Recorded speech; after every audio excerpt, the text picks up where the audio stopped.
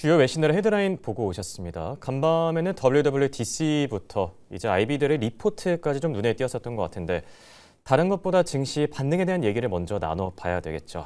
민지 아나운서, 간밤에 미국 증시, 특히 반도체 섹터 쪽에서 좀 시원한 반등이 나와주지 않았습니까? 네, 맞습니다. 금요일장이었죠. 10% 넘게 폭락하면서 마쳤던 이 필라델피아 반도체 지수 하루 만에 4%대 급반등에 성공을 해냈습니다. 결국에 이번 반등은 폭락에 따른 저가 매수세 그리고 또 중동발 지정 확정 리스크가 다소 완화된 점이 이 시장에는 호재로 또 작동을 한 건데요.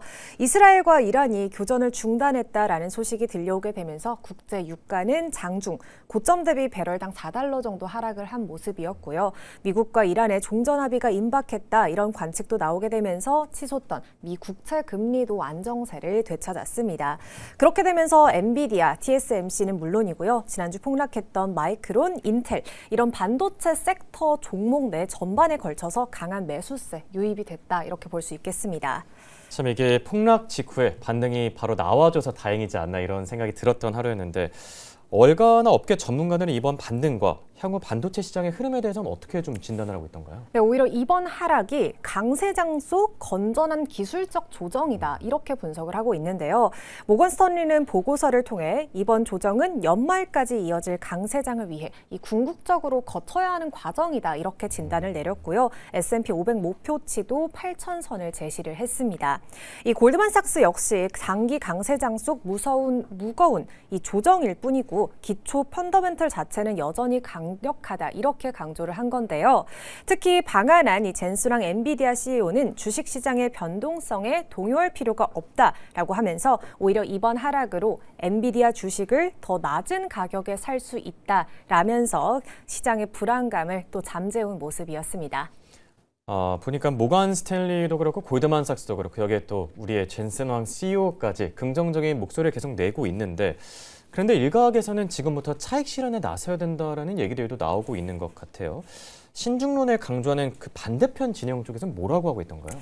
네, 사실 앞서서 건전한 조정이다 이렇게 평가를 했지만 사실 그렇죠. 변동성이 엄청난 시장인데요. 이 미국 증시에는 사실 많은 적신호가 켜지고 있다 이런 우려가 나오게 되면서 이제는 오히려 차익 실현에 나서야 한다 이런 월가의 진단도 있었습니다. 글로벌 투자은행 뱅크 오브 아메리카는 자체 추적하는 10가지 약세장 지표 중 무려 7가지가 지난 5월 달에 발견이 되었다 이렇게 분석을 했습니다. 지난 3월에는 4가지, 4월에는 5가지에서 매달 빠르게 늘어난 수치고요. 결국에 과거 1990년대 이후 실제 약세장이 오기 직전에 그렇게 도달했던 평균치와 일치하다 이렇게 평가를 했습니다.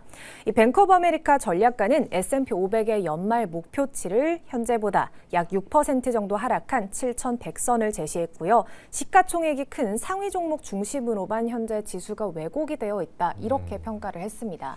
그러니까 이게 지수 전체가 아니라 어쨌든 일부 종목만 올랐다는 점을 지적하고 있는 것 같은데 혹시 과거에 지금과 좀 비슷한 사례가 있었을까요? 네, 계속 나오는 이야기가 닷컴 버블 시절 이야기가 나오더라고요. 이 뱅크 오브 아메리카가 현재 기술주 중심의 극단적인 쏠림 현상, 2000년대 닷컴 버블 시절과 비슷하다 이렇게 평가를 했습니다. 현재 IT 업종 내 상위 20% 그리고 하위 20% 종목 간의 주가 격차가 무려 120포인트에 달한다 이렇게 평가를 한 겁니다. 닷컴 버블 붕괴 직전에는 그 격차가 130%포인트에 육박하는 수준이었는데요. 거의 지금이랑 비슷하다 이렇게 봐도 괜찮은 거네요. 네, 120%, 맞습니다. 130% 큰 차이가 아니잖아요. 네, 맞습니다. 그렇기 때문에 이 5월 달 한 달 동안 S&P 500 지수는 사상 최고치를 경신하게 되면서 겉으론 또 화려한 모습을 보이긴 했지만 결국에 정작 최고가를 새로 쓴 종목은 극소수에 불과했습니다. 전문가들은 상승 종목보다 하락 종목이 더 많은 기형적인 구조가 지속되고 있는 만큼 시장 변동성에 대비한 리스크 관리 현재 필요한 시점이다 이렇게 평가를 했습니다. 네.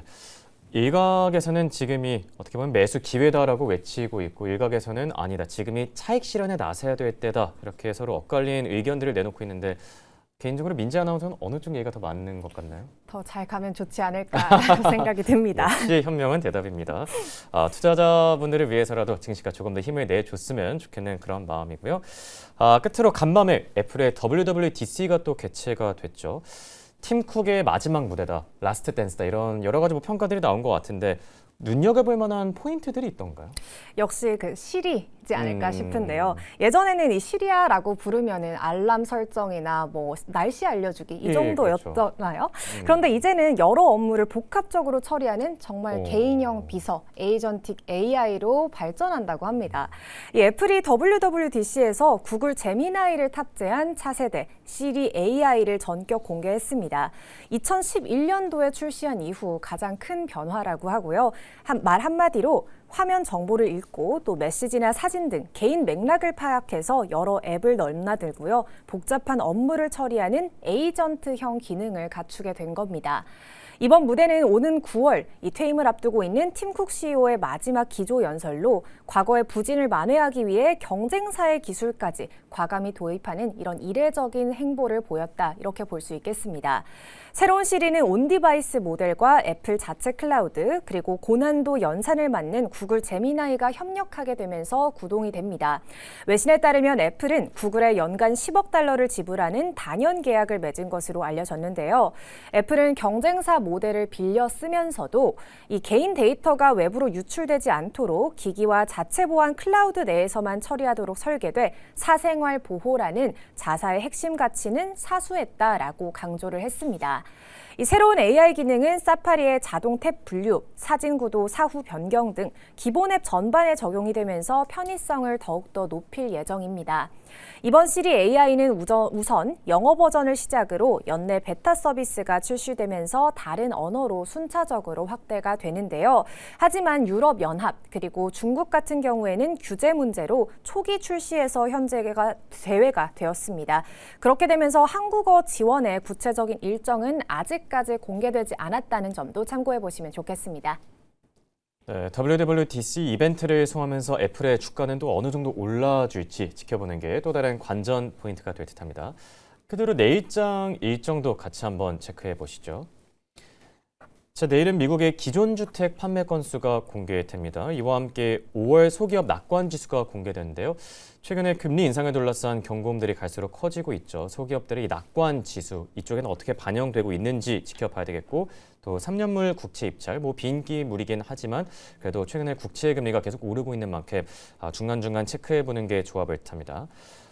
그리고 오늘 미국 증시를 좀 요약해 보자면 시원하게 올라줬기 때문에 일희일비해서는 안 되겠지만 또 오늘 하루만큼은 마음을 좀 놓으셔도 괜찮지 않을까 생각이 되네요. 지금까지 글로벌 이슈 정리해드렸습니다.